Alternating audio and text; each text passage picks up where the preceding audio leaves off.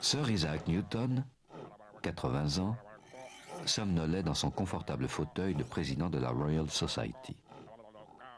Il rêvait peut-être au pommier de sa jeunesse et ne s'intéressait guère à l'exposé de l'astronome Edmund Halley, vous savez bien, l'homme de la comète. Halley traitait un paradoxe découvert par Kepler un siècle plus tôt. Le ciel est noir, mais ne devrait pas l'être. Dans notre univers, la densité des étoiles est constante.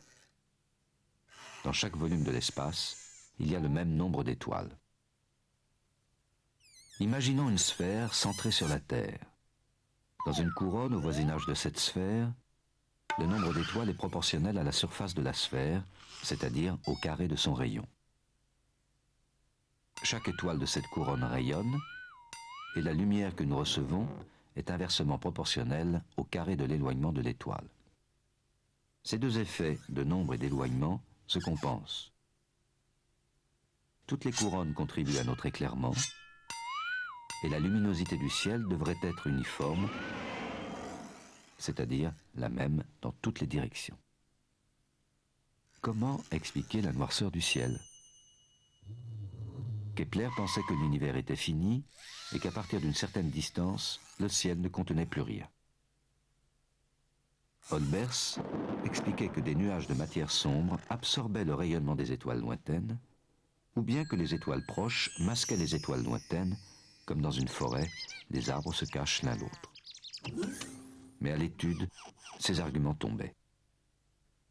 Le mystère subsistait quand Fournier d'Albe eut une idée fulgurante. Il expliqua en 1907 que l'univers était tel que la densité d'étoiles diminuait plus vite avec la distance que dans un univers homogène. Ainsi, il y avait surtout des trous dans les directions du ciel, des directions où il n'y avait pas d'étoiles et où le ciel était noir.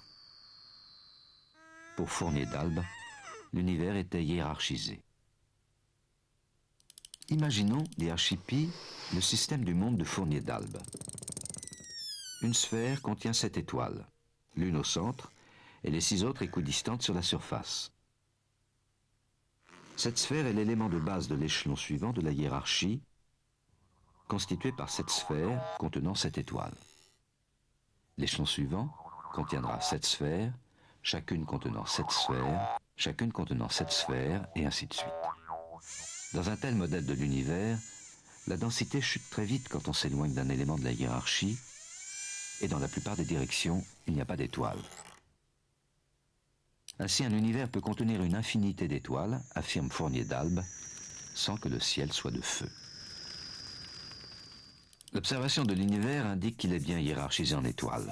Galaxies, amas de galaxies, superamas, super-superamas, etc. Certes, il n'est pas aussi régulier que celui de Fournier d'Albe, mais l'idée de l'astronome était la bonne. Cette obscure noirceur qui tombe des étoiles s'explique donc par la structure de l'univers.